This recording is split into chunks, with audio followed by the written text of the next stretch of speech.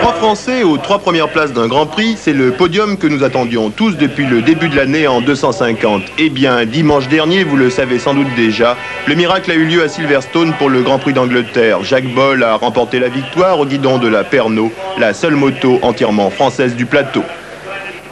Après un début de saison, disons, moyen, puisque j'avais simplement réussi à marquer quelques points au Grand Prix de France avec mes Yamaha privés, le fait de pouvoir disposer d'une moto pratiquement d'usine, puisque la Pernod, on peut qualifier la Pernod de moto d'usine, m'a très motivé, ce qui m'a permis d'entrer, de terminer 6e en Yougoslavie et puis de gagner ce Grand Prix dimanche dernier.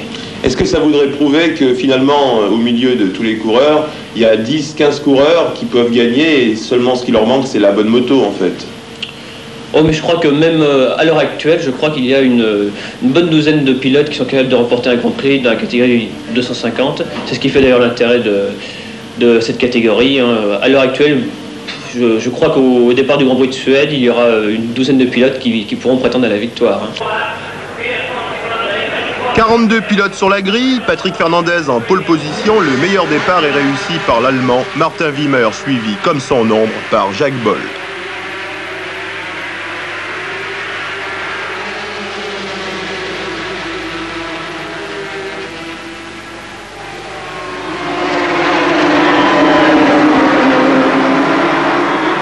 Ce début de course passe de commentaires, plus de 15 pilotes vont rester roue dans roue, pas un ne va pouvoir s'échapper.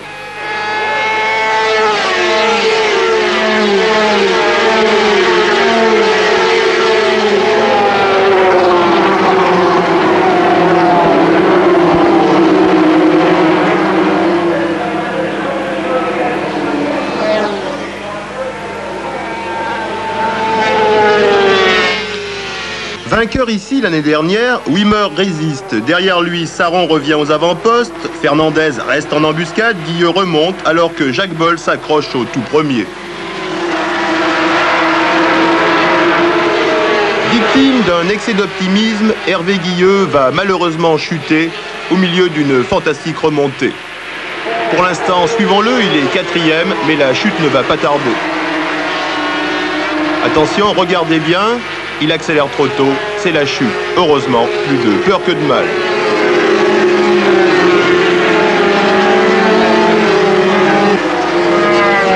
Jacques, on vient de voir la chute d'Hervé Guilleux, alors qu'est-ce qui s'est passé? Donc c'est à ce moment-là que la pluie a commencé. Donc tout le monde a meulé plus ou moins. Moi j'étais parmi ceux qui ont pris le moins de risques à ce moment-là. Et Hervé par contre était parmi ceux qui ont pris le plus de risques. Lui il a continué à attaquer. Il a voulu essayer de rattraper son handicap des essais. Et ben ça ne lui a pas porté chance puisqu'il a accéléré trop fort à la sortie du droit après les stands. Et bon ça a donné la chute que l'on vient de voir. C'est une chute rapide? Quelle vitesse? 120 km/h environ. Enfin, Hervé a eu de la chance, il s'en sort absolument indemne. Je pense que c'est une bonne chute, si l'on veut dire. À ce moment de la course, Jacques Boll a près de 5 secondes de retard. Devant, tout se joue entre Wimmer, Lavado, Saron et Fernandez. Regardez bien, Saron va passer en tête, doublant Wimmer, Lavado et Fernandez.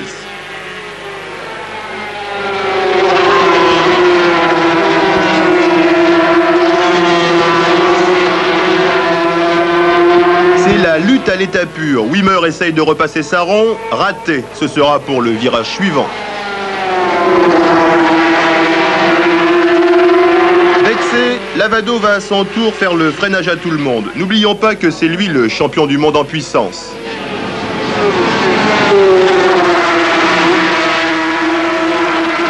Saron reprend la tête, derrière lui Lavado, Wimmer, Fernandez, De Radigues bien revenu et Jacques Boll qui remonte insensiblement tour par tour.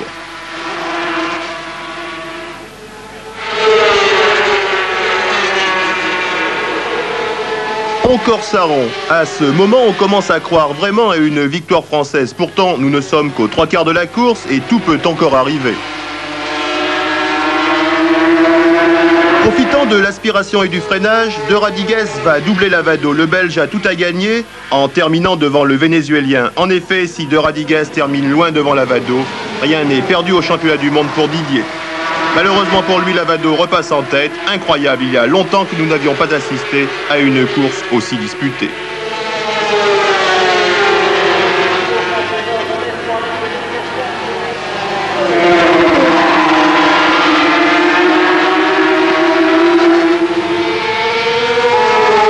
Toujours dans la même courbe qui commande la ligne droite des stands, Jacques Boll va se placer en deuxième position, derrière Lavado. Jamais la Pernod n'avait été à pareille fête.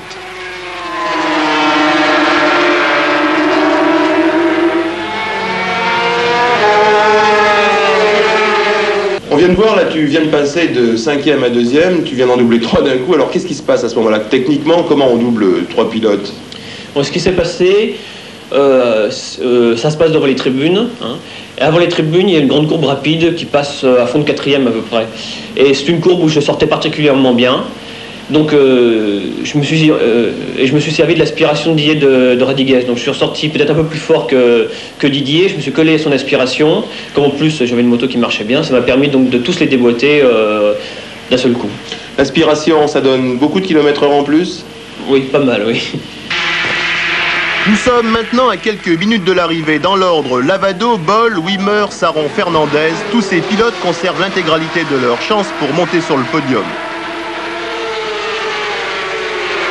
Dans le clan français, c'est l'angoisse. Boll a pris la tête, Lavado est deuxième, Saron troisième. L'arrivée va réellement se juger sur le fil. Attention, dans quelques instants, le dernier virage. À l'intérieur, Jacques Boll va se placer sur la bonne trajectoire. Thierry Espier va tenter de passer à l'extérieur. Sarro, Lavado, Wimmer ont encore toutes leurs chances et le miracle va se produire. Dans quelques instants, regardez bien, c'est ici. Jacques Boll remporte son premier Grand Prix. Thierry Espier se passe deuxième, Saron troisième.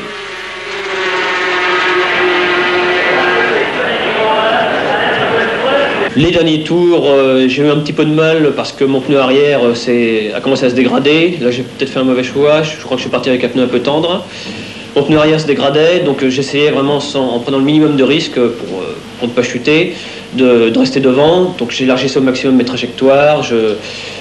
Disons, je prenais le maximum de pistes, j'utilisais le moins de centimètres de piste pour que mes poursuivants ne puissent pas me passer.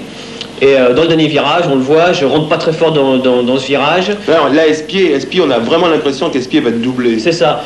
Thierry rentre beaucoup plus fort que moi, il se porte à mon extérieur, mais moi par contre j'avais la bonne trajectoire, j'étais à l'intérieur, j'en sortais vite de ce virage, je t'ai déjà dit. Ouais. Donc à ce moment-là, dès que j'ai vu Thierry, j'ai rouvert et je suis resté devant, ça m'a permis de gagner avec 1 mètre, 1,50 m d'avance.